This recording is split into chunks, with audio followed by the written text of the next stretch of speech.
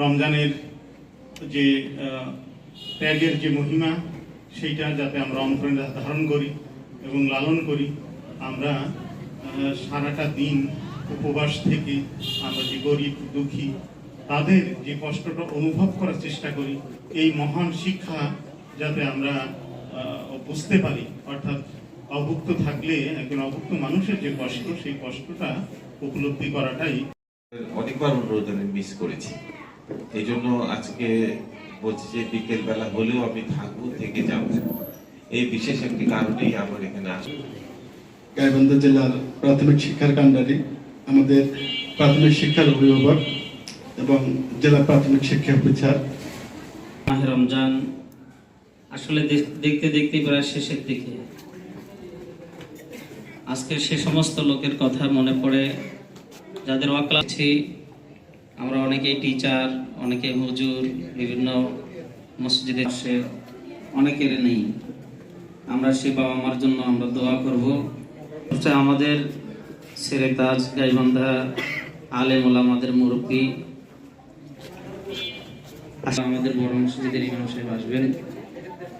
যেমন আমরা সন্তান বাবা মার কথা যতটুকু খেলা না করে, আমার মনে হয় এখানে আমরা একজন হুজুরের কথা একজন মুসল্লি যতটুকু শোনে, বাবা মার কথা ততটুকু শোনে না।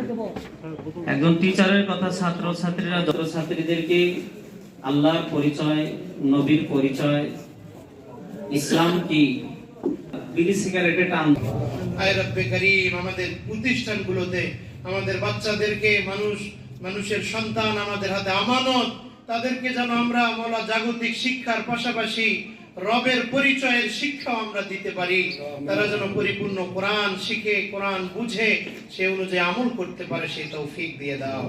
আয় রব্বে করিম, পুরা বিশ্বের সমস্ত মাজলুম মুসলমানদের সাহায্য করো, ইরানের ভাই বোনদের হেফাজত করো। আয় রব্বে করিম, তাদেরকে মুক্তির পথ বের করে দাও। আয় রব্বে করিম, জালেমদেরকে হেদায়েত নসিব করো। আয় রব্বে করিম, আমরা যেন জালেমের পক্ষের না হই বরং মজলুমদের সাথে আমরা থাকতে পারি, সেই তৌফিক দান করো।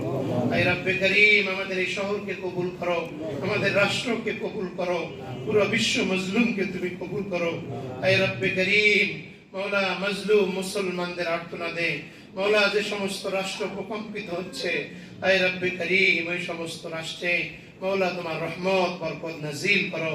এই যুদ্ধকে তুমি থামিয়ে দাও মওলা। এই যুদ্ধের কারণে পুরো বিশ্ব পরিস্থিতি মওলা বিশৃঙ্খলা দেখা দিচ্ছে মওলা, পুরো বিশ্বের মধ্যে মানুষের অভাব অনটন দেখা দিতে পারে। আয় রব্বে করিম, তুমি পুরো বিশ্বের মানুষকে হেফাজত ফরমাও। আয় রব্বে করিম, পরিশেষে তোমার দরবারে আবার ফরিয়াদ করি, আমাদের রোজাগুলো কবুল করে নাও মওলা। যেই রোজার মাধ্যমে জীবনের পরিবর্তন হয়, সেই রোজা তুমি আমাদের তৌফিক নসিব ফরমাও মওলা। আমাদের আব্বা আম্মা, আত্মীয় স্বজন যারা কবরে শায়িত আছেন, তাদের সকলকে জান্নাতবাসী করো মওলা। তাদের কবরের আযাব চিরদিনের জন্য তুমি মাফ করে দাও মওলা। খাস করে মওলা আমাদের এই স্কুলের সম্মানিত পরিচালক, শিক্ষক যারা আছেন, ওনারা অনেকটাই দিনদার মওলা, খোদাভীরু মওলা। ওনাদের দ্বারা দ্বীনের খেদমত, কোরআনের খেদমত তুমি নাও। আয় রব্বে করিম, ওনাদের মাধ্যমে যেন এই স্কুলের প্রতিটা বাচ্চা কোরআন শিখতে পারে, সেই তৌফিক তুমি দিয়ে